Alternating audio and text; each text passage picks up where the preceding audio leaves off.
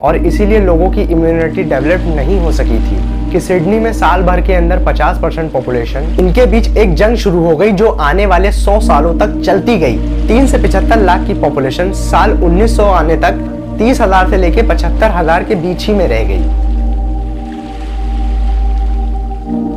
नमस्कार, सत श्री अकाल, आदाब। मेरा नाम है अब्दुल रहमान और आप देख रहे हैं एडीआर शॉर्ट्स। क्यों 95% ऑस्ट्रेलिया खाली पड़ा हुआ है। ये है ऑस्ट्रेलिया, दुनिया की 6th लार्जेस्ट कंट्री। ये इतना विशाल है कि इसमें इंडिया जैसे 2 देश समा जाएंगे। लेकिन आज की डेट में 95% ऑस्ट्रेलिया पूरी तरीके से वीरान है, यानी कि खाली पड़ा हुआ है। अब दोस्तों, आप इस ऑस्ट्रेलिया के मैप को देखिए। जहां जहां पॉपुलेशन दिख रही है, बस यहीं पर ऑस्ट्रेलिया के लोग रहते हैं। मतलब कि ऑस्ट्रेलिया की 90% पॉपुलेशन सिर्फ और सिर्फ उसके 0.22% एरिया में ही केंद्रित है। मतलब कि 1% से भी कम एरिया में, यानी मेजरली इन 5 शहरों में ही है। Sydney, Brisbane, Perth, Adelaide, Melbourne. In fact north, south, east, west, आप इन चारों बॉर्डर से जितना अंदर आओगे उतना आपके जिंदा रहने के चांसेस कम हो जाएंगे। दोस्तों, अब ऐसा होता क्यों है? इसके पीछे एक बहुत ही इंटरेस्टिंग रीजन है जिसकी बात हम आगे वीडियो में करेंगे। लेकिन मेरा ओपिनियन ये है दोस्तों, ये ऑस्ट्रेलिया एक बहुत ही मिस्टीरियस कंट्री बनता है इन सब चीज़ों से। लेकिन सच बात ये है कि 95% ऑस्ट्रेलिया खाली क्यों पड़ा हुआ है, इसके पीछे एक बहुत ही दर्दनाक रीज़न है। देखिए, हम सब जानते हैं कि ऑस्ट्रेलिया में आज से पहले जो लोग रहा करते थे वो एबॉर्जिनीज, एबॉर्जिनल ओरिजिन। लेकिन अगर आज की बात करें तो आप देखोगे पूरे ऑस्ट्रेलिया में ऑलमोस्ट वाइट्स ही रहते हैं। तो आखिर इन एबॉर्जिनीज के साथ ऐसा क्या हुआ था और उनका क्या हाल किया गया था, ये बात शायद हम में से बहुत ही कम लोगों को मालूम होगी। एक लेवल तक एबॉर्जिनीज का जेनोसाइड करवाया गया, मैस परसिक्यूशन करवाया गया। दोस्तों, ये ऑस्ट्रेलियन हिस्ट्री का सबसे बड़ा डार्क फेस था जो कहीं ना कहीं दुनिया से छुपाया गया। लेकिन हमें इसे समझने के लिए इसकी शुरुआत सन 1606 से करनी होगी, जब ऑस्ट्रेलिया पहली बार डिस्कवर हुआ। जैसे हमने जाना था, ऑस्ट्रेलिया के original inhabitants aboriginal Torres Strait Islander Australia की खोज करने से पहले ये जंगलों में रहा करते थे।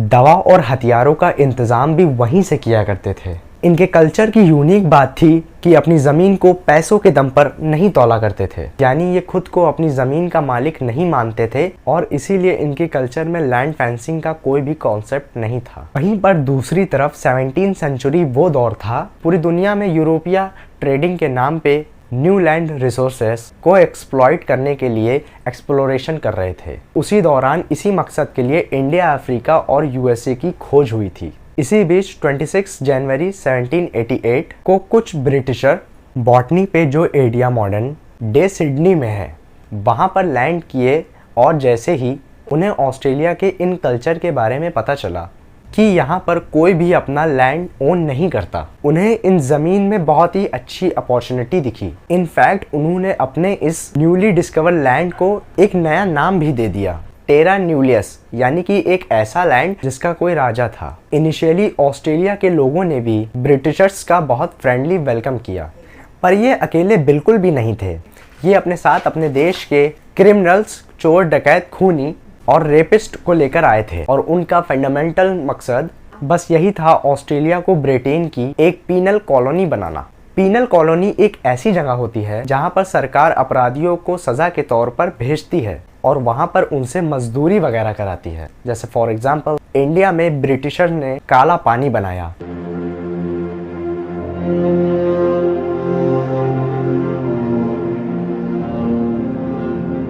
(1868) यानी कि करीबन 1 सेंचुरी जितने वक्त में ब्रिटिशर्स ने 1,62,000 कॉन्विक्ट्स को यहाँ पर लाकर छोड़ दिया। पर वहाँ के इंडिजिनस लोगों को इनके बारे में कुछ भी नहीं मालूम था। स्पेशली शुरुआत में ब्रिटिशर्स वहाँ पर पीनल कॉलोनी बनाने आए हैं और उन्हें पता चलता भी कैसे। ब्रिटिशर्स ने उन्हें बहलाया, फुसलाया, उन्हें तरक्की के सपने दिखाए और उनकी परमिशन लेकर शुरुआत में उन्होंने वहाँ बस थोड़े से ही लैंड की बात करी और उसे ही सिक्योर किया। ब्रिटिशर्स बेसिकली वहाँ पे एक अपना बेस बनाना चाहते थे, जैसे इंडिया में उन्होंने ईस्ट इंडिया कंपनी के थ्रू किया।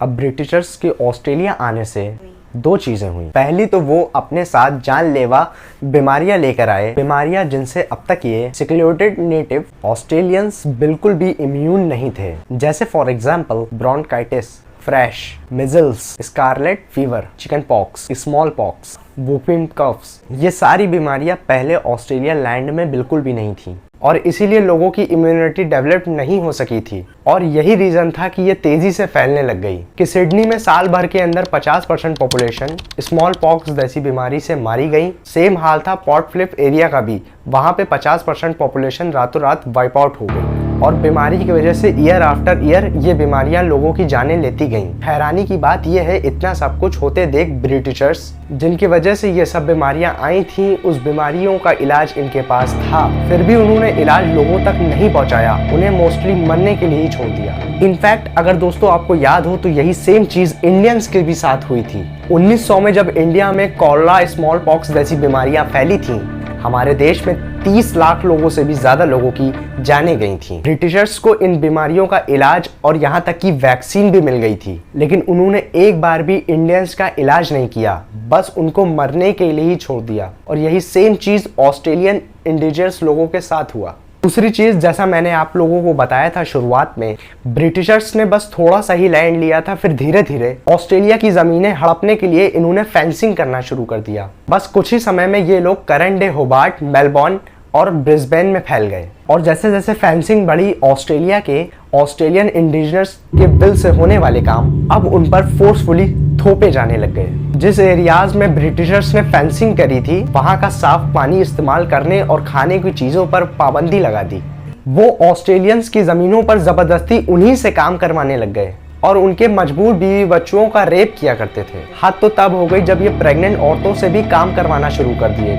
वो उनको जबरदस्ती गहरे समुद्र में भेजा करते थे और मोतियां चुनवाया करते थे।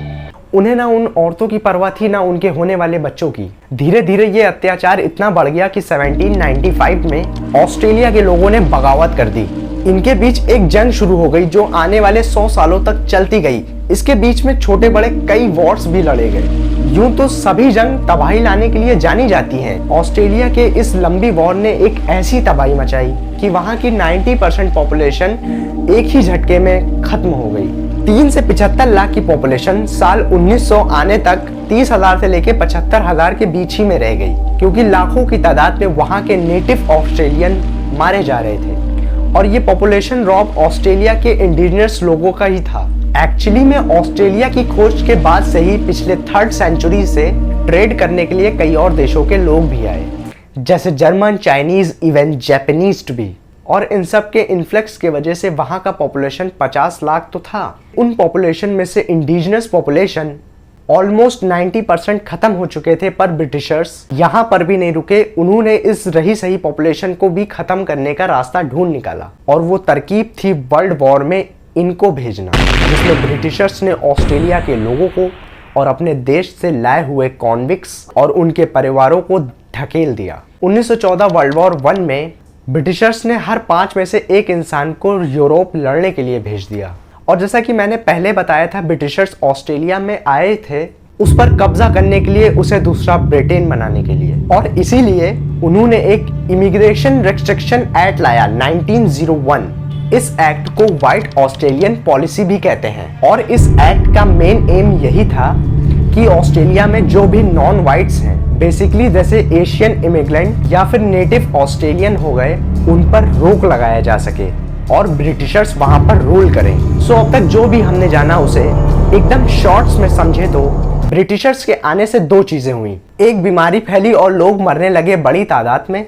दूसरा, 100 साल लंबे इंटरनल कॉन्फ्लिक्ट्स की वजह से ऑस्ट्रेलिया की 90% इंडिजिनस पॉपुलेशन खत्म हो गई। एंड लास्ट फाइनल ब्लो था इमिग्रेशन एक्ट। अब करंट सिचुएशन ये है ऑस्ट्रेलिया की, आज वहां पर 2.6 करोड़ लोग रहते हैं, लेकिन इसमें नेटिव ऑस्ट्रेलियन की आबादी 3.8% है। मतलब सिर्फ और सिर्फ 10 लाख नेटिव ऑस्ट्रेलियन आज इस वक्त ऑस्ट्रेलिया में है।